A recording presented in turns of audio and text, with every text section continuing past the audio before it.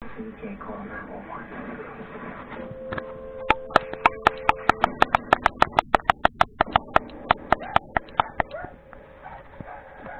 I put it behind me.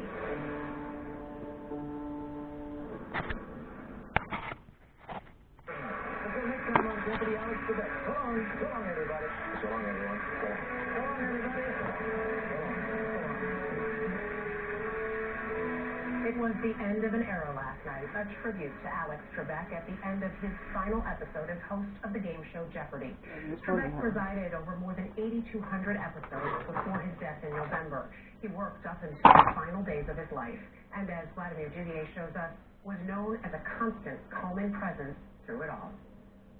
Here is the host of Jeopardy! Alex Trebek walked onto the stage as the host of Jeopardy in 1984. On behalf of all of us, welcome to America's favorite answer and question game, Jeopardy! And continued to show up for fans for 36 years. Here we go. Round one. Mike Richards joined Trebek as executive producer of Jeopardy just last year.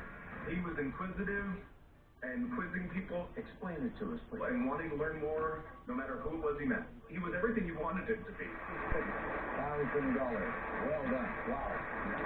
You get to play again, you know. In addition to his 7 daytime Emmy wins for outstanding game show host, this is his final Jeopardy for the championship. Trebek holds a Guinness World Record. This man has the Guinness World Records title for the most game show episodes hosted by the same presenter, who is you. And he kept going.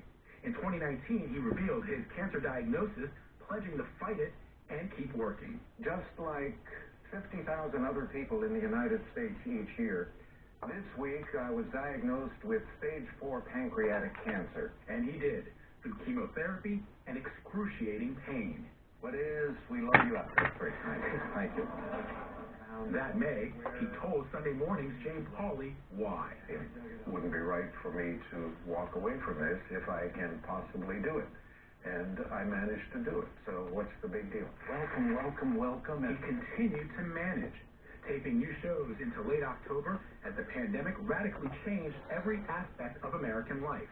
We're trying to provide as safe an environment as possible as we produce these new programs for your enjoyment. That commitment gave longtime viewer Burt Thacker a chance to not only compete on the show and win, but to share the profound impact Trebek had on his life as a young immigrant. I learned English because of you. And so my grandfather, who raised me, I'm going to get tears right now. I used to sit on his lap and watch you every day. What does it mean to you to know that you took part in his final season of Jeopardy? I know everyone says that they're a fan of Jeopardy, but I'm the biggest Jeopardy fan. Pay close attention to every part of this clue. And to be able to tell a man that I'd never met and thank him for what he meant to me and what he meant to my family, that was the gift.